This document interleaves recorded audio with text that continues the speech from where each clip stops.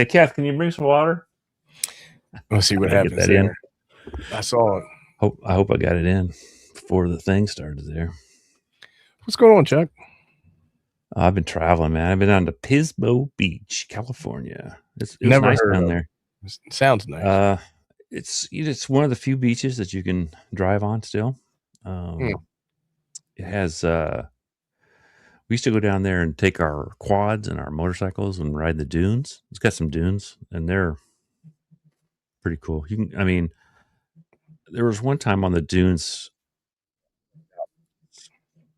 I should have probably crashed, but I didn't. I went flying off a dune over another dune, and last second I gassed it, and I hit the next one just like I was supposed to do it. I was on this Banshee. They're like a two-stroke. It's a 350 two-stroke motor that was like in the street bikes. They're like everybody that bought one of those things crashed them because they're so fast. I think because people would buy them and not know how to ride a bike, and then I hit the brakes, and my buddy hit the brakes on his when he was on. He had paddle tires. His stopped. Mine wasn't going to stop, so I gassed it and launched. Hey, Chavez. Hey, Chavez. Wonder I wasn't going out in the ambulance. So, Frank's giving everybody a gentle reminder to join our Discord server. So go ahead and join up. Well, Frank's posting a link. Thanks, Frank. It's probably an affiliate link, though, knowing him. Yeah, I don't think we give affiliates, do we? No, so I was driving my Jeep on the beach, and and while I was driving, no offense to Frank, these D-bag millennials were riding around in a Tesla, and they kept getting stuck on the beach.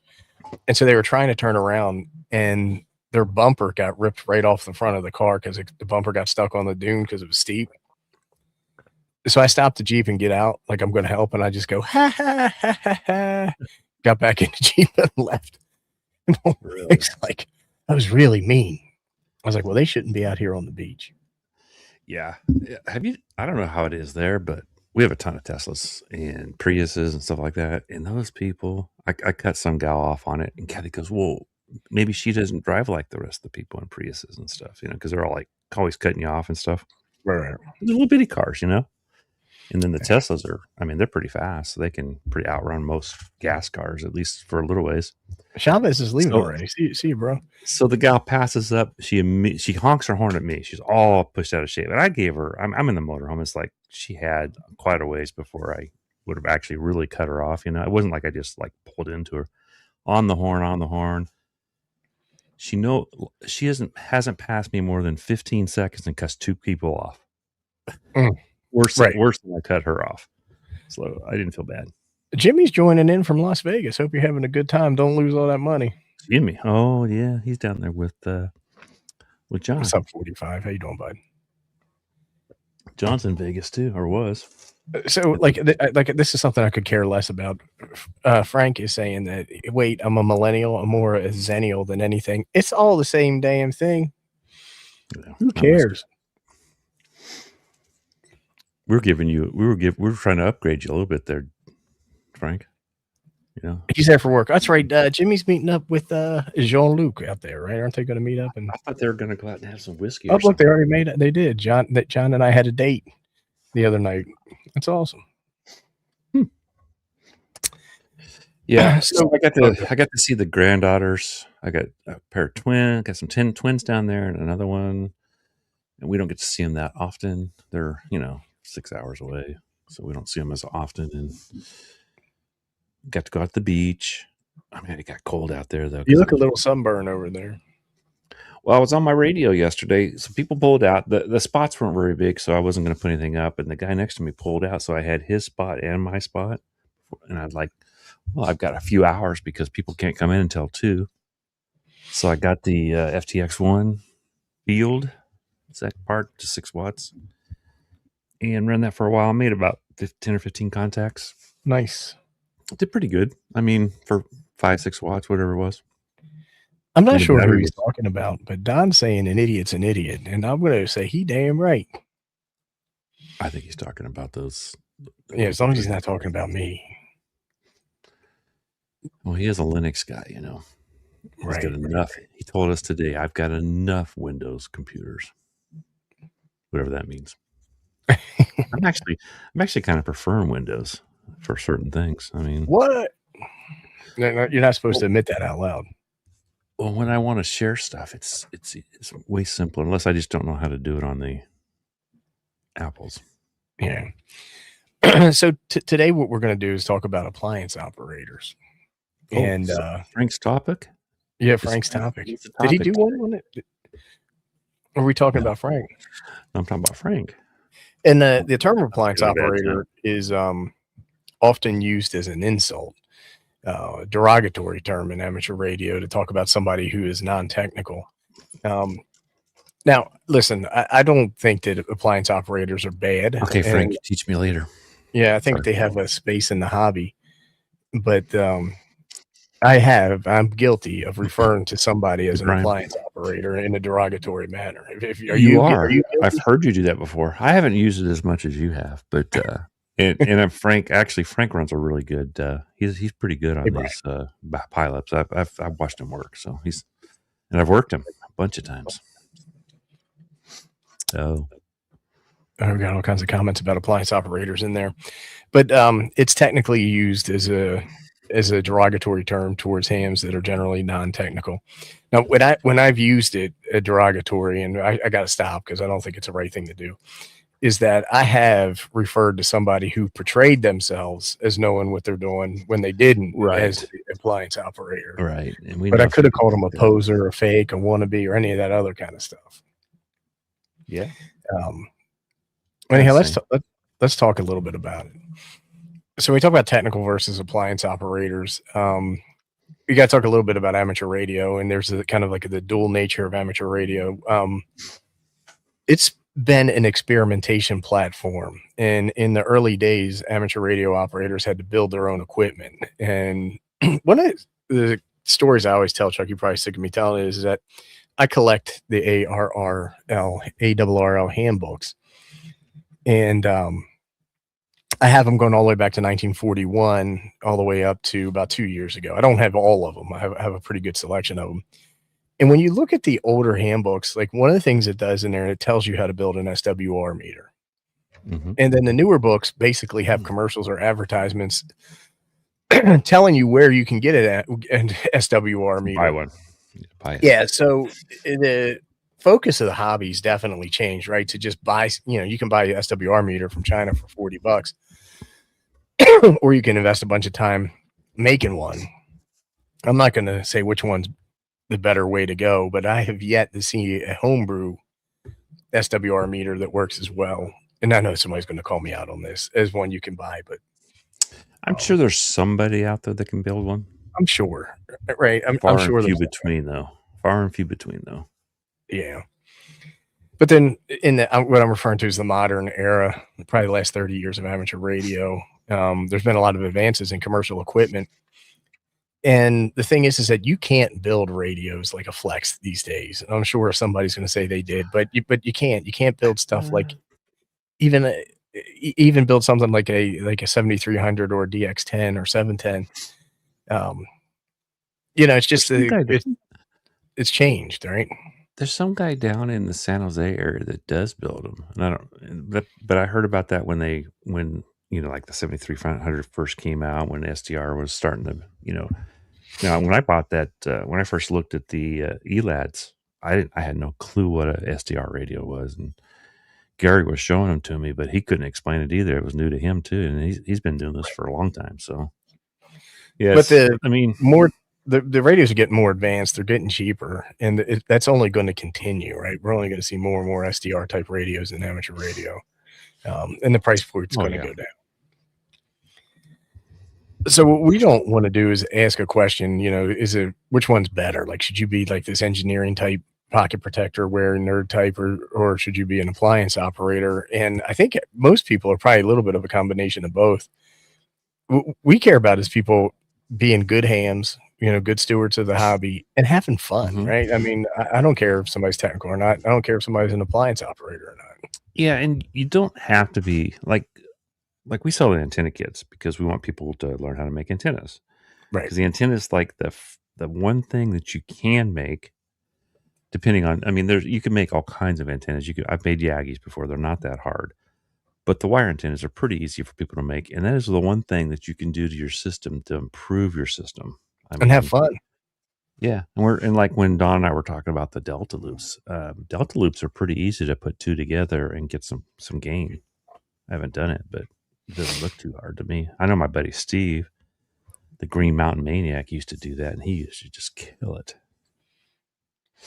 You know, just a couple pieces of wire, you know, So as we go through this, we're going to talk a little bit about understanding various technologies. We're going to talk a little bit about participation in the hobby and folks doing what they do, and how innovation intersects in modern amateur radio practice.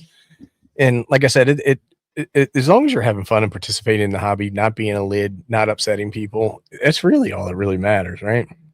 Mm-hmm. Here we go. Hertz is saying, hams are crazy, chastise you for not building your own antenna, then turn around and belittle you for not having a $700 HT shack on the belt. Yeah, it's the amateur radio operators are a very fickle group of people. And it's funny that certain things will trigger them. And as we go through the presentation, I think one of the themes that we're going to talk about is that, you know, people used to build their own radios. They would have to have a separate transceiver and receiver. They had to be very technical in order to enjoy the hobby.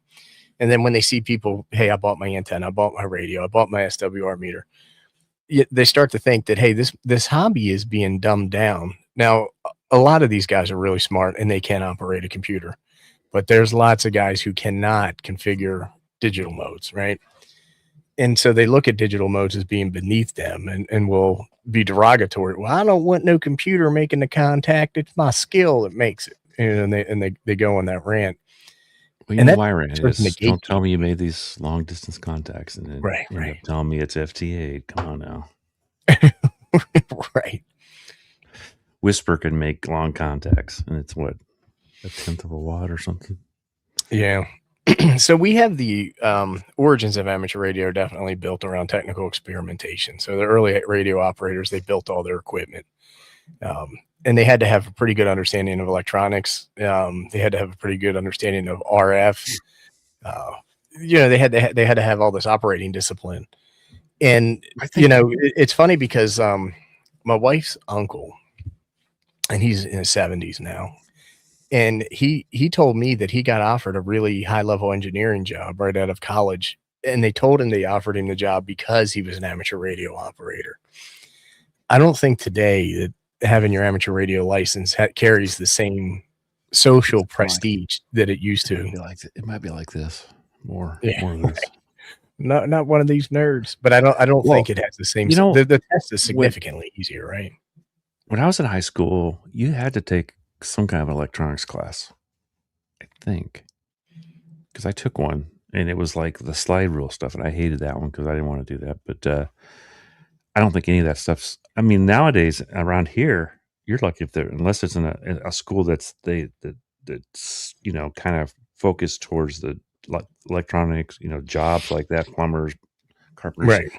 We don't have that stuff in the classes. Mechanics. We used to have a mechanical class. Yeah, they don't have the vocational technical classes. It's all STEM now. No, and I mean ours kind of ended when somebody dropped a Volkswagen block on top of the teacher's head one time. So, well, it was a little weird to start with, and he wasn't any better after. Thanks, Bob, for being a member for 42 months. Much appreciated. Yeah, thanks, Bob. The social prestige. No, that's funny. Yeah, I agree. But amateur radio went and turned into communication services. And a lot of folks actually will get upset. Like I had somebody get kind of upset with me because I called it a hobby and not a service, right? And we're like, no, you have a service which is built around experimentation and communication in the event of natural disaster or emergency. And when we look at it as a communication service, it makes sense that people would want off-the-shelf radio equipment that they don't use from a hobbyist standpoint, but they use because somebody needs help or that's part of their job. Mm-hmm. And those folks would be considered appliance operators. They want something they can turn on, switch a knob to a particular channel, and just speak into it. I don't think they're overly concerned about how far of a contact that they made or what the signal report was or any of that kind of stuff. But even today, the hobby does have multiple skill levels in it, depending upon what you want to do. Like a lot of QRP guys, like the hardcore ones, like Red Summit RF, he does a lot of stuff where he builds equipment now, and he has a lot of guys on who build their own equipment. And I enjoy watching that. I just think it's a little bit above my pay grade, but it's definitely cool when these guys sit down with a pile of parts, not even a kit, and then assemble, work in amateur radio. I think it's pretty awesome. Like Wayne from Elcraft. Yeah. All those X2s, that guy designed all that stuff. Yeah. I mean, and had it built, and I wouldn't know where to start. It'd be cool to hang out with somebody like that to learn, because I would be the kind, I'm not going to read about it and learn it. I need to be shown how to do it, and I could build it. Give me a board, I could build it. Right. Of course, I've got one here that I can build, but I mean, it's CW, so I mean, I can't. But this tension, it does exist, right, between different types of operators.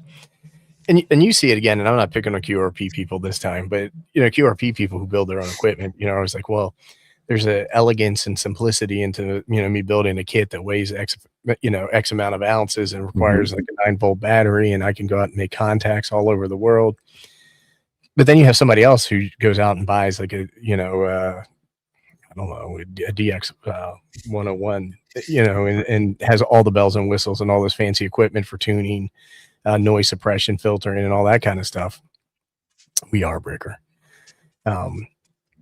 But I don't think either one is better than the other. You know what I mean? Like if you want to buy a radio that has all this stuff, or you want to build a radio, I think both are cool, right? I think the QRP ones are a little bit easier because there's not as much. A lot of them are one band a lot of times for one, right. For one, and you're not putting like Toshibas in there or anything like that, trying to get. Well, I guess the Toshibas are not a great thing. Well, you're not concerned about advanced filtering or about 5 watts, but right. Yeah, or you're not worried about operating 4 or 5 KY. Well, yeah, but I think some of those guys, I don't know what they do. Like, because I didn't really realize it at first why CW guys like filtering on the radio until I started listening to CW one day and on my Yaesu and started changing the filtering. Oh man, it made a big difference. Oh yeah. So I don't know and so that's that kind of filtering in there, maybe, Well, that's one of the things that kind of rubs me the wrong way is that, you'll see people talk about, I got this radio and this radio is great and I love this radio and you should buy one from my affiliate link and it's the best. Watch me operate. And they do nothing with the filters. You know what I mean? It's like, they basically turn it on, make a few contacts, leave every factory setting normal, and then push it and recommend it. When I see that, that's the kind of thing where I'm like, this is just an appliance operator who doesn't know what they're doing. I would not even watch, much less take a recommendation from them. I think Interstellar Starman got here a little late, maybe. It is a little bit, Starman. We talked about that at the beginning. It's used to be derogatory to somebody who's non-technical. And so, I'll tell a little bit of a story. I saw a video where this guy was talking about how you can make a vertical antenna directional, right? He was basically saying, hey, did you know that vertical antennas are directional? And they're not, right? The thing is, vertical antenna is omnidirectional. It radiates equally in every area. Now we use a ground plane. We use a ground plane to manipulate radiation pattern, right? And to reduce absorption of your RF in the ground. Yeah. So their contention is that by putting radials on one side, you are now making it directional because it performs better in that direction. Yes, it does perform better in that direction, but when you make a antenna directional, you're taking energy from one direction and diverting that into another direction. And a ground plane doesn't do that. The ground plane stops absorption of your RF by the earth. So it's not directional, right? And so the guy's, talking about his experience in the field and how he made it directional. But what's that? You can put two together and make it directional. Well, yeah, because now you have parasitic. But not a single one. You can do You're parasitic root too. you're manipulating the field by saying that, hey, instead Yeah. of going this direction, go that direction. Essentially using a director and a reflector or some combination thereof, right? And I'm not going to argue with the guy and tell him he's wrong or anything like that. The important thing is, hey, he's out there having fun, but doesn't technically understand what he was talking about. See, I don't think all of them qualify this way. Understand? Because I think some that may have taken the code test might still be. Might still be an appliance operator. I'm just saying they may still be. So what we did is we put together this chart to kind of talk about the spectrum of operators, and you start with what's considered an appliance operator, right? The entry level. So they're all using commercially built equipment is designed. Their focus is on making contacts, participating in nets, contesting POTA, SOTA, not so much SOTA, but probably more POTA, and digital modes with minimal modification in their system. And that's awesome, right? Because it's people getting into the hobby, causing the hobby to grow, and it entices vendors to produce more and more innovative products. I like buying innovative products. If that makes me an appliance operator, I'm okay with it. But as you become a ham and you're one longer and longer, you should work with these folks to help them get some basic understanding of how amateur radio works so that they can understand and enjoy the hobby at a higher level, not because they have technical knowledge, but because they can do all of the things listed there better if they understand some of that. Then we have intermediate, which is a conceptual understanding. So it's when people understand core principles such as SWR, impedance, propagation, which is important, enabling more informed decisions around their shack design or setup at a POTA, and able to do some basic troubleshooting of station performance. Conrad Willis, thank you, sir. We appreciate the support. Thanks, and the Conrad. super sticker. I was reading up here what Chris was talking about. I don't know. So I think I missed some of it, but you're right, Mike. Is Mike right? He's saying that competition's a good thing. You've never said that before. With the radios because there's catering to more people. Oh yeah. We're gonna throw some competition out there. Our buddy James Hannibal saying it's a hobby. Everyone should do what they want within the bounds of the law. Make friends, have a good time, set a good example, be polite, keep cool and chill out. I 100% agree with you, James. I think that's what we're saying is have fun, don't be a lid, right? And then help somebody if they need it. That might have been 4 cents worth of work of not just right. 2. Well, so I wanted to talk a little bit about this intermediate and the conceptual understanding. So I had somebody who went and took the technician, general, and extra tests all in one day, and they were bragging about how, hey, I'm a really smart guy. Look at me. I went from 0 to hero. And then they asked me if a 3-to-1 SWR was good or bad. And I'm like, hey man, I'm not an extra. You tell me. You tell me. You're the extra. Doc Brad, if you just eat the pork chop sandwich, you are to the operator versus the ham that grills, then it needs a 3 chop. Yeah, you're probably right. And thank you for the super chat too, Doc Brad. Yes, thank you, Doc Brad. We're gonna have to hit that some. I mean, I'm gonna wear my T-shirt to him though. I think. But yeah, so then we have. I gotta. I was thinking about taking mine. I gotta find it. Advanced, when you get to be like an advanced ham, that's where you're really concerned about system optimization. You work to refine your antenna systems, matching networks, station layouts. You use measurement tools, and you take a data-driven approach to analysis versus anecdotal. A lot of people be like, well, my Chi-Com antenna is really good because I made contacts on it.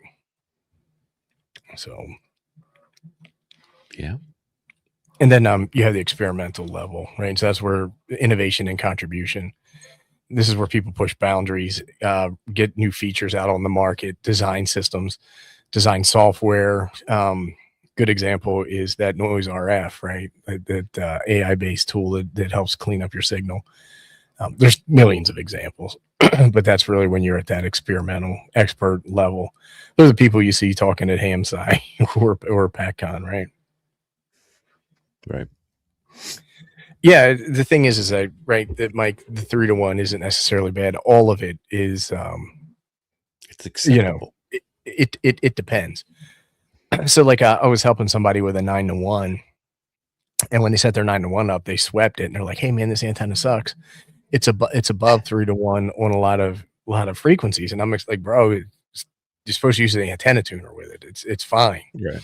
And they're like, "No, I want it flat all the way across." And I'm like, "Okay."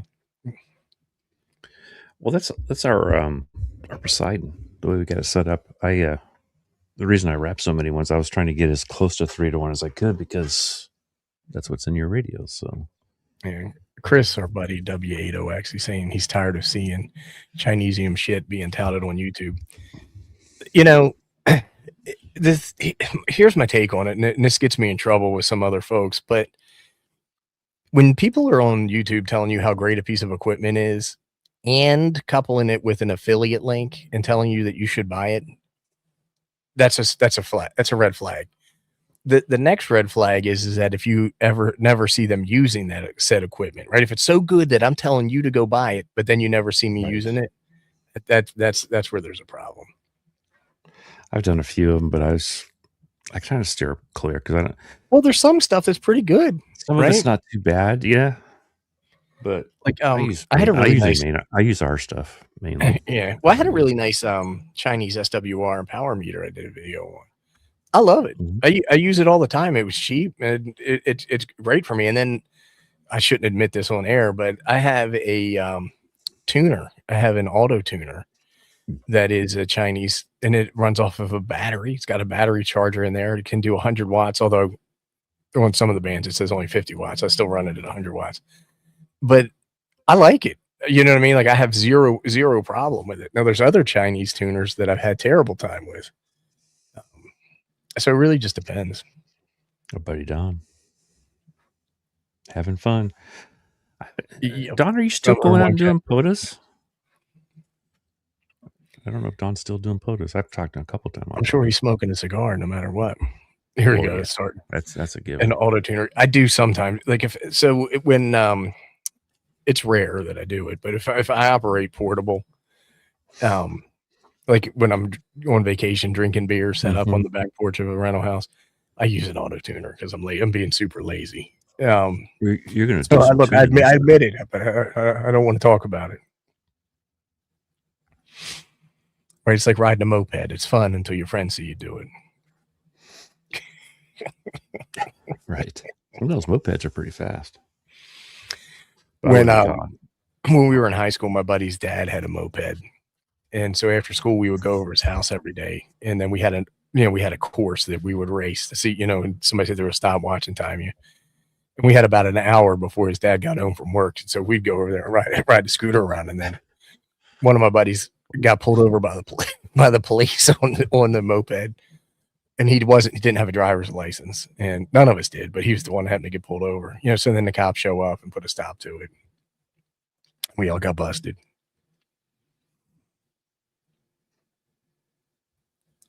Critical security alert from Google. You pass an auto tuner with a shotgun. That's right. Yeah, I mean, look, most of the time I'll use a manual tuner, but every once in a while, when I'm in a hurry, I'll use the auto tuner. Yeah, there's times, I would more tend to use one when I'm not running power. Yeah. Well, if something happens to this auto tuner, I don't care. You know what I mean? Like I'm not going to cry about it or anything like that.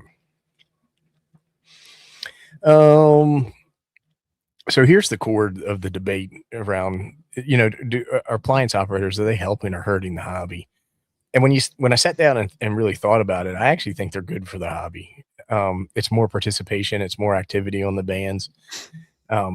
It's more people at the ham fest. It's more people buying ham radio equipment. It creates a demand for innovation. I think it's a good thing. But where people get upset, this is my generic picture I use for what upset people, is that critics argue that reliance on commercial equipment reduces understanding of RF fundamentals. It definitely does.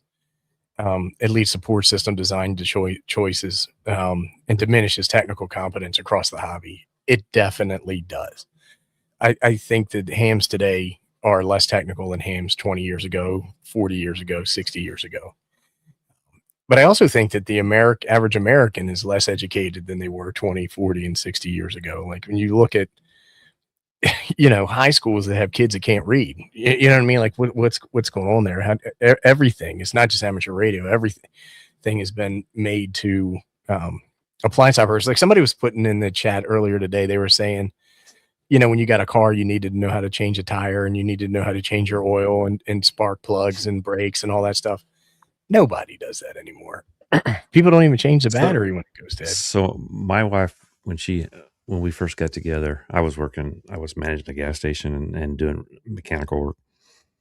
I made her learn how to change her own oil when she bought this little 1980 Honda Civic. Man, that car, I should have kept that car. 55 miles. It was like 45 miles a gallon if you're flying like 70, 75. My Jeep, 15 miles to the gallon, 15.8. Well, check that out. 1980, right? It would get average of 45. It would get 55 if you did 55. Right. I only did that once. I only tried it once. And that was with a carburetor. Now you got all these sophisticated cars, and most of your SUVs get like 10 or 15. If they get 15, that's pretty good. Crazy. Yeah, Starman saying the average American's readings on a 5th grade level. I did see that where it's like 70% of Americans read at a 5th grade level. Their writing is on an 8th grade level, and that's half the population. 100%. Mike saying hams nowadays are also operating a lot differently than hams from decades ago, whether it's portable, digital. 100% agree. Yep. And I think it's, if they're out there and they're having a good time, and like I said, not causing interference, not causing drama, who cares? I think it's great. Yeah, I haven't heard any real drama lately on the radio. I'll tell you what, though, this weekend was not very good. I mean, even 20 had hardly anybody on it. I didn't do anything, but I was a little. I wasn't real happy, but that's all right. So the other thing is a shift towards consumer purchasing, right? Consumerism versus experimentation. Mm-hmm. Rather than building or designing, is weakening grassroots innovation, with operators depending upon market claims instead of measurement and validation. So one of the things that I thought about when we were putting this together is that 5 days in May, right? So 5 days in May, they have the build your own kit, the key down challenge. And there's a lot of innovation that takes place there. And there's a lot of QRP stuff that takes place there. People building tuners, all kinds of homebrew stuff. And it's a big showcase for that. When I first went like 5 years ago, there was nobody there. When we went last year, it was packed. Oh, right? Man, it was stuffy in there, man. It was bumper to bumper. Now, I don't know if some of that's because, hey, all the YouTubers, want to go there and record video and then post it and get lit, or if it's because people came into the hobby as appliance operators and then are migrating to building and designing their own equipment, which is awesome. So I think that when we talk about the funnel of the next people who will be innovating in the hobby, they're probably going to see a shiny radio with a nice waterfall and get into it that way. And that, that's fine. I would think that the new radios would draw people a little faster than some of the old radios. Well, when the first Hamfest I went to was, I think it was 2017. Well, not first Hamfest, first big one. I think it was like 2017. It might have been 2018, and it was Orlando. And when I saw all the ICOMs and Yaesus with their pan adapters and all that stuff, I was completely blown away. I was just like, what? I was like, I didn't even know that stuff existed. And shortly thereafter got one. You did. Argument number 2 is the increased accessibility. So a lot of people will say, hey, modern equipment lowers barrier to entry, enable broader participation without requiring deep technical experts or significant time investment. And so what? You know what I mean? Who cares? I think everybody wants these path of least resistance, right? And we do know that back in the day that, like you said, a lot of hams built the radios because there wasn't a lot of stuff out there. I mean, you had those little small companies. There's a couple of them based down in LA there that built ham radio stuff, but there wasn't a ton of them. And then you had Heathkit, which encouraged building. There's nobody ever replaced Heathkit. There's little things here and there, and I bet you a lot of guys learned how to build radios because of that. the thing is, you got to watch with Heathkit, guys. Is it's only as good as the guy that built it for you. So right. remember Like that. because It's vital. I've built stuff and have it not work. Yeah.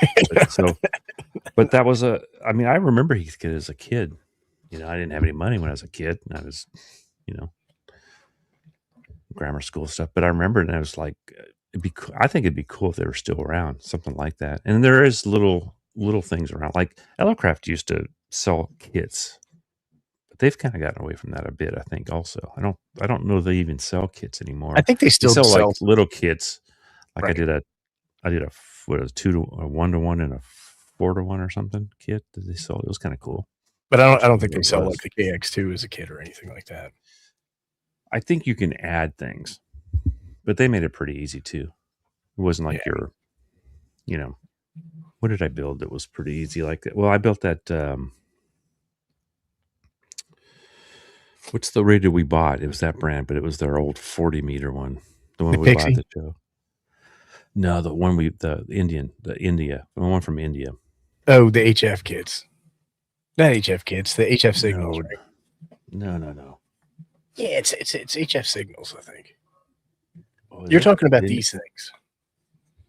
Yeah. Oh, that's the company? I thought it was something else. They call it something else. UBitX, SBitX. Yeah, UBitX. I built the first one of those, but it was pretty easy. I mean, most of the stuff was just solder thing here. You didn't have to know anything. Yeah, you're right. 45 because those old radio kits require surface mount. Some of that stuff. I think they're probably all through hole. I mean, some of those components are so small I can't even see them. You know, so I'd never be able to solder that stuff on. I replaced one that was so small I lost it after I took the whole one out. I never did find it sitting here someplace on the floor, I'm sure. So operating is a legitimate skill set, and so that's where, you know, does operating require a skill set, especially when you have a radio that has an easy tune and all that kind of stuff, right? If you just hit a button and it tunes your antenna, is it a legitimate skill set? I think the good operating is a legitimate skill set. Sometimes we don't see that in videos, but like DX Commander Callum, I think he is a magnificent operator. I could watch his videos of him just operating. The other people, not so much. And there's that other guy. What is his name? Let me see if I have it. I usually have his channel pulled up. N4HNH. Yeah, that guy's good. He knows radio's pretty good. He's good. And I heard some stuff the other day though. He said I was like not real. I don't know. It was about you weren't impressed. No, I don't know that he meant it the way it came out, because it didn't sound like him. He was just talking about like the tuners in your radios are just tune-ups. But I mean, we know that like with our Poseidon stuff, you're tuning quite a bit. Yeah, for sure. Oh, he was saying they were touch-up tuners, right? Touch-up. I think tuners, yeah. I think they're better than touch-up tuners. Is all. So, that top radio is the FT101, not the E or the B or any of that. It's the first one that came out, the FT101. Cool. And that radio came out in 1970. And then that is the FT-DX10. And I think that came out in 2024. Right? Maybe during COVID, right? Oh, maybe. I mean, Yeso killed it during COVID. But there's a little over 50 years between these two radios, and that's why I picked them. The DX10 is a pretty good radio at an affordable price. Price adjusted, you would pay more for the FT101 if it was sold in dollars adjusted for inflation today than you would the DX10. And you can see that there's a significant amount of difference in those radios, capability, technology. And I believe power output. That DX10 might be one of the best all around. I mean, just because of the way it's built. I mean, I like my 710, but that's going to filter out more adjacent signals and stuff than my 710 will, because of the way because it's kind of old school and new school. If I was going to buy a radio, I'd probably buy the 710, and part of that's probably decision driven by price. But the X10 is a pretty nice radio. A little bit extreme. The modern transceivers with like digital signal processing, you can update firmware when there's a problem, digital interfaces, um, make operating a lot easier and make operating in a much more, uh, I don't know if competitive way is the right way to say it, but um, you can dig out signals a lot better. You can filter a lot better, and you can have a lot more make a lot more contacts with less skill. Now, in order to use the features and functions and get deep in the menus, you do have to have some pretty solid skills and understanding of the radio. But the radios were definitely more complex. Like in the old days, everybody would take the radio apart and work on it. Today, what you typically see is somebody do a Mars mod and talk about how they're uber something like that. You know what I mean? Snip the resistor that's designed to be snipped, and then they talk about how technical they are. But we don't go in and do adjustments from a hardware standpoint. We might make settings in a menu, or we might even go into a service menu and make some setting changes.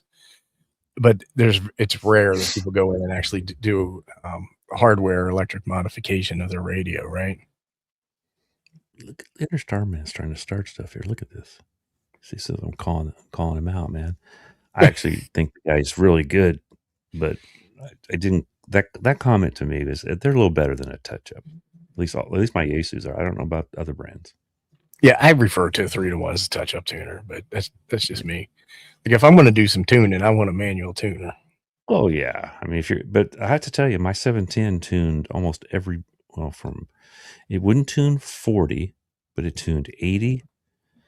I did 20, 15, 12, 10, all my doublet, which is pretty good. Yeah. So high performance commercial equipment, like today's radios, you get fantastic performance right out of the box, right? So you don't have to tinker with it, you don't have to mess with it. And a lot of people would say that was one of the really good things about the 7300 is that it sounded great on transmit and receive right out of the box. And a lot of people never touched any of the filtering. They never touched any of the what is that called? Equalization settings or any of that kind of stuff. Well, it doesn't have any really. It's got a little bit. It's not like a Yaesu, but it does. Low, mid, and high. Right. Super easy. I mean, it's easy, and they do sound good. I mean, some of the icons before didn't sound good. So it's funny because Mike is saying that he found out this week that his 7300 that he's had for years was Mars modded, and I saw that. I think he had a short or something. Really? Yeah, and I just laughed. Right? Oh, he had no idea. Bro, you could have been 11 meter in this whole time. This whole time, you could have been on 11 all the stuff to catch up on now. Right. All my old the old TS Kenwoods I had, they were all modded. Here we go. Ham-Tilt Hertz is saying that he's talking to Smoke Signals RF, which is Don Izzo. And Don Izzo is a great guy to talk to about. He told me the story once about the PL tone on a repeater, causing drama at his ham club. It's one of the best ham stories I've ever heard. But he was saying how a guy got the 101 back in 1970 and pulled the crystal out and adjusted it for 11 meters. You know, the thing is that a lot of those older radios, you had to have a crystal for any band or frequency that you wanted to work, right? And you had to be able to swap those out. The old handheld CBs were that way too. Yeah. Well, the scanners used to be that way. Like if you wanted to listen to certain frequencies on your scanner, you had to change the crystal. And people would sand their own crystals and stuff. Get them tuned up. Yeah. And so we talk a little bit about shift in skill emphasis. So like it's really moved away from hardware construction and physical manipulation of your radio towards like a system configuration, integration with computers, right? And it's changed what it's meant to be a skilled radio amateur.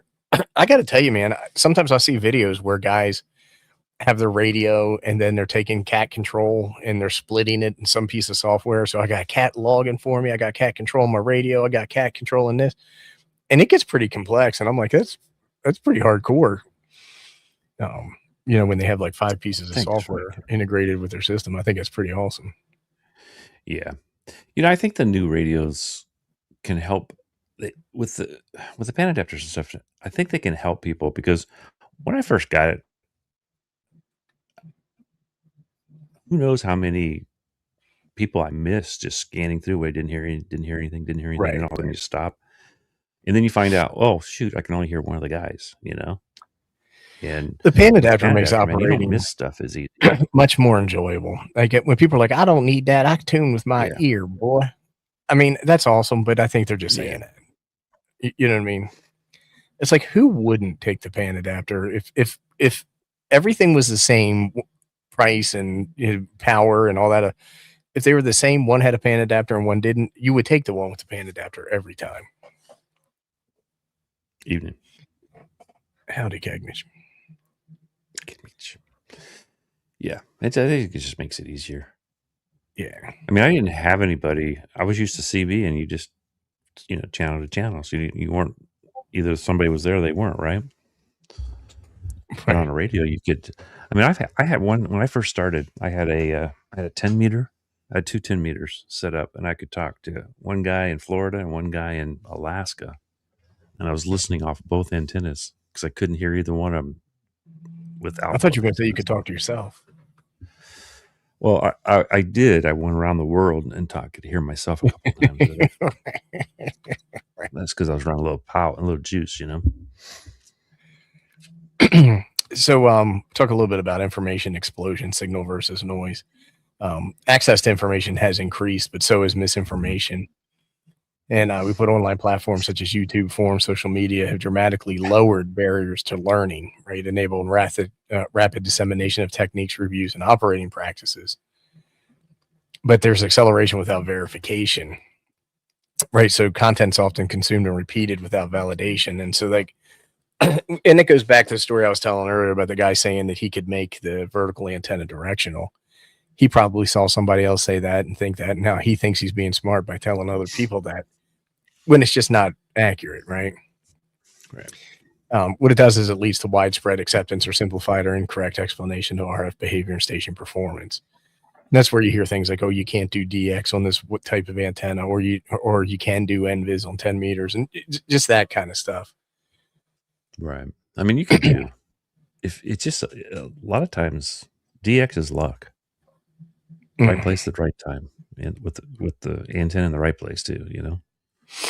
Yeah. So another one here is oversimplification of complex concepts, right? Where it's, and I put in there tune for lowest SWR. And that's what we see constantly. Like with antenna reviews. What's that? Oh, you cut out with antenna reviews. Like you don't really see critical analysis of an antenna. Would you see the one time I did it, I had a ton of people thank me for doing it when I tested two different antennas against each other, see which one was better. I knew which one was going to win before I did the test. It was kind of the point of the test. You rigged the elections, what you're saying? Well, it wasn't rigged. It was just I picked two antennas, and it's hard to beat a dipole. It is. But you don't really hear about antennas and why they're built the way that they're built. People just look for low SWR, and that goes back to that one antenna that was real popular that was just flat across all the bands, right?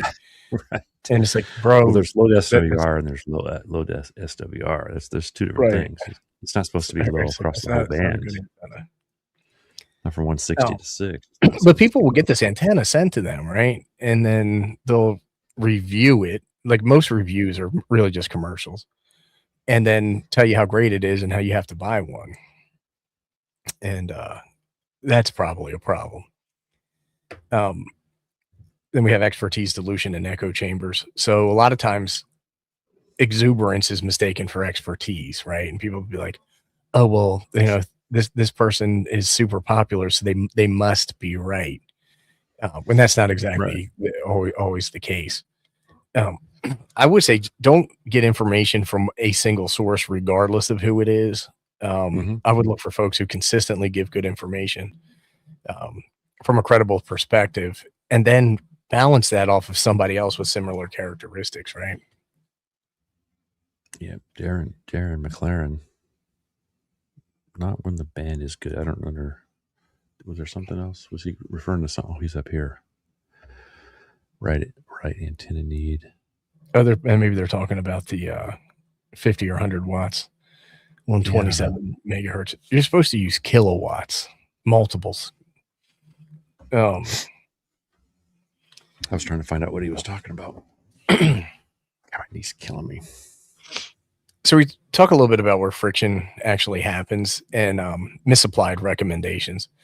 I've definitely bought equipment, HTs and antennas when I was starting out as a ham radio operator because somebody said that it was good equipment. And I was woefully disappointed. And part of that absolutely could have been me, an operator error or whatever. But the way I felt is that somebody said this was good, somebody that I trusted, and it wasn't. Frank, you have to be given something.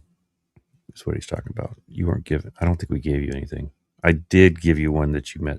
Never mind. I kind of did. Never mind. Well, the thing is we've given Frank all kinds of stuff, like a soldering thing or whatever. Mm-hmm. Well, I built him an antenna one day. But we're not giving him a commissions program. Right, we're not giving him a commission program. He's not an affiliate link guy. And he said our instructions were confusing, and we didn't criticize him for that, and we didn't give him a hard time over that. We gave him a hard time about other stuff. Well, we gave him a hard time about his soldering, but that's gotten better. He deserved that, though, right? Blaming conditions. Darren says beam antennas are the best. That's true, sort of. Beams aren't the best to get. Nope. Are the best. It depends if you got space for it, right? Yeah, you got. Okay, darn it. Hey, Kelly. Frank up there. Kelly's here. Here's one I like: is blaming conditions instead of systems. Right? Like a lot of times you'll see people bands were dead. Bands were dead. Maybe they were, maybe they weren't. I'd use it today, but I still make contacts. But that's surefire way to get you labeled as an appliance operator. And dismissal of technical discussion. So some operators view deeper technical analysis as unnecessary, reducing opportunities for learning by reinforcing surface level understanding within the community. And that's a real thing. People are like, I ain't got no time for nerds speak. Don't want to hear some nerd. I am a nerd. I'm pretty nerdy. My favorite things to watch are like lectures on stuff. Well, besides Bigfoot stuff. I watch a lot of Bigfoot. You're right. Yeah. The second my wife goes out of the house, I got some Bigfoot show on TV. It's ridiculous. You watch the lunar landings and stuff too, right? Yeah, but mostly Bigfoot. Fake. There's a show called Expedition Bigfoot, and these guys go out there and they hook up all, like microphones to SDR radios and stuff. Like I get upset because I'm like, that's not how that works, or they'll always be like, there's a certain frequency we're detecting here. But I do like watching that stuff. Yeah. Technical gatekeeping, conversely, overly critical or dismissive attitudes from experienced operators discourage newcomers. And that's a real problem. And that's a shame. If you're a smart person, I would say be subtle in how you help people. Don't criticize folks for not knowing something, right? Because it's not like some people intentionally don't care to learn, but other people just haven't been exposed, right? And we shouldn't be giving people. If somebody says, hey, I'm going to spend all this money to join and take a test to join your community, we shouldn't be shaming them, right? We should be welcoming them. Yeah. I was just reading. I was reading comments.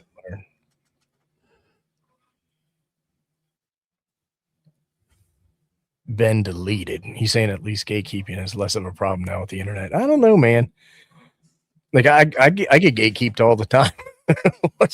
You keep calling CQ on the repeaters, man. You asked for it. CQ 2 meter repeaters. I tried to pick the douchiest looking person for this slide. Did I do a good job? I know that guy. I can't think. Down the street. I was going to ask. He says the buddy pole was his first antenna and taught him a lot about antenna theory. I'd like to hear more about that.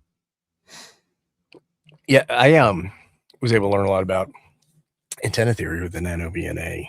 Like I just love that thing. I couldn't tell. But I think the real issue we talk about here is like people building, not building versus buying, where people are always like, well, I built my own dip meter. I don't need a nano VNA to tell me where something's resonant. You're both doing the same thing. You know what I mean? It's just how you're both getting to the same destination, I guess. One person's driving a car, one person's driving a truck. It doesn't really matter, right? I have limits of surface level optimization, like tuning for lowest SWR without considering things like impedance and efficiency and losses. Like that can cause problems. And if you're fine operating an antenna and coax that lose more than half of the power when you're transmitting, I don't care. Like I care that you're having fun and enjoying yourself. Mm-hmm. But to some people, they don't want to lose all that kind of the power, right? They want their system to be as efficient. Like part of the fun or excitement for them is optimization, right? Is making sure that their system's efficient. And if that's your idea of fun, that's awesome too. Have at it. I think where the problem gets in here is that folks will recommend equipment just because it has a low SWR. I keep going back to that antenna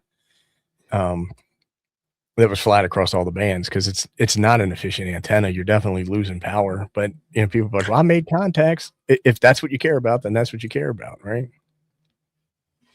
It's like people put ketchup on a steak. They just like the way ketchup tastes. You know what a shapeshifter is? Well, I don't know if I believe that, but a lot of people say they can be shapeshifters. I just think that they're large bipedal humanoids covered in hair, right? A little bit more of a prehistoric design. They live in the woods. But now they're talking about, that's the Ham Radio Project Discord. Oops, dang it. He must have a 705, right? Early 705 user. Just joking. Because all the YouTubers like, I don't use resonant antennas. It doesn't have a tuner in it. And like a week, 6 months later, they're all buying the tuner for it. Right. They just had this great new tuner came out for 705. $400. Measurements versus assumptions. Effective operators rely on tools like antenna analyzers, return loss, and current analysis rather than anecdotal methods. I think that's true. And understanding drives performance. So I think what we're talking about is that the ability when you do get that deeper understanding is to learn how to optimize, potentially build your own equipment, which is not really a necessary thing. I just bought this RF choke tester. I could have built one, but I said it'll take me too long to build it. But that's what I'm into is testing stuff. Frank must have 6 computers going or something. You can buy all the equipment in the world, but you still have to figure out how to use it. And that is so true. So true. Yeah. That's why so many people have stuff that sits on the shelf. My radios, man. That's the reason I'm sticking to Yaesu, because I kind of know how they work. Well, I went from having a bunch of ICOM equipment to a bunch of Yaesu equipment. And I'm not exactly sure how that happened, but it just did. And what? Oh, God, I got a cramp. On the surface, I don't know if I really noticed that big of a difference. Now, like my 101 is definitely a nicer radio than my 7300 was, but it's also 2.5 times the cost, right? So it's not really big. It's huge too. Oh, it's monster size, but it's not really a fair comparison. Does that have a lot of filtering in it? Yeah, that one does, because it's got like the VC. I have the VC tune on 2 VFOs. Yeah, I mean that radio's up there. Yeah. That's fine, Frank. He wants to plug something. Learning through hands-on. Oh, this is the opportunity to grow through mentorship. So like every operator is a potential experimenter, and everybody does experiment, right? Like when you see the guy just get his brand new radio, go out and do his first activation or set it up for the first time, that person is experimenting and they're learning and they're building on a skill set.